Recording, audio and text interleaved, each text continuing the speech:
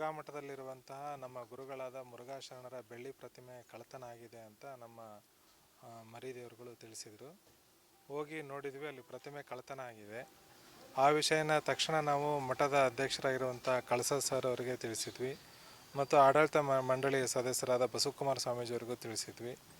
ಅವರು ನಾವು ಎಲ್ಲ ಸೇರಿ ಮಠದಲ್ಲಿರುವಂಥ ಕಾರ್ಯಕರ್ತರು, ಹುಡುಗರು ಸಂಬಂಧಪಟ್ಟ ಒಂದು ಆಂತರಿಕವಾದಂಥ ಒಂದು ವಿಚಾರಣೆಯನ್ನು ಮಾಡಿದ್ವಿ.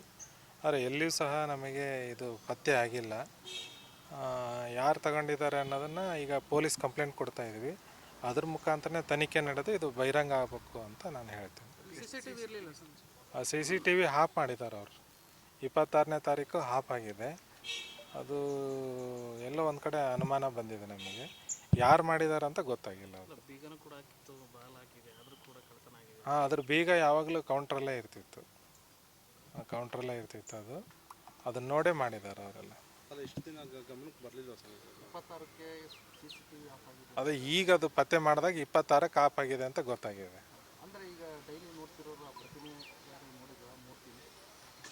ಅದು ಯಾವಾಗಾರ ಕ್ಲೀನ್ ಮಾಡುವಾಗ ನೋಡ್ತಾ ಇದ್ದಾರೆ ಅದನ್ನ. ಅದು ಮೇಲೆ ಸಿರಸಂಗಿ ಮಾಲಿಂಗಸ್ವಾಮಿ ಸಭಾಂಗಣ ಅಂತಿದೆ, ಅಲ್ಲಿ ಕಿಟಕಿಯಿಂದನೇ ಕಾಣುತ್ತೆ ಪ್ರತಿಮೆ ಇರೋದು.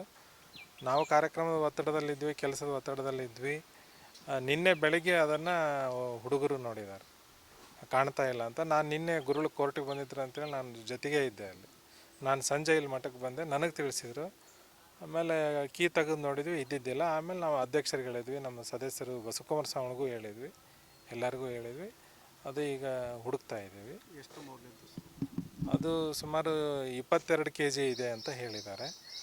ಅದು 21ನೇ ಇಸವಿಯಲ್ಲಿ ಸ್ವಾಮೀಜಿಯವರಿಗೆ ಒಂದು ಅಭಿನಂದನೆ ಸಮಾರಂಭ, ತೃತೀಯ ದಶಮಾನೋತ್ಸವ ಕಾರ್ಯಕ್ರಮ ಸವಿನೆನಪಿಗಾಗಿ ಅವ್ರ ಮೂರ್ತಿಯನ್ನು ಮಾಡಿಕೊಟ್ಟಿದ್ರು, ಬೆಳ್ಳಿ ಪುತ್ಥಳಿ. ಅದು ಎಷ್ಟು ಮೌಲ್ಯ ಆಗುತ್ತೆ?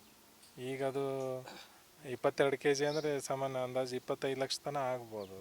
ಈಗ 1 kg ಇದೆ ಅಲ್ಲಿ, 1 kgಗೆ 1 ಲಕ್ಷ ರೂಪಾಯಿ ಇದೆ ಬೆಳ್ಳಿ. ಈಗ ಅಷ್ಟು ಆಗ್ಬೋದು ಅಂತ ಅನಿಸುತ್ತೆ. ಬೀಗ ಹಾಕಿದೆ ಅಂದ್ರೆ ಹೊರಗಡೆ ಅವ್ರು ಬಂದು ಕಳ್ತನ ಮಾಡ್ಲಿಕ್ಕೆ ಚಾನ್ಸ್ ಇಲ್ಲ.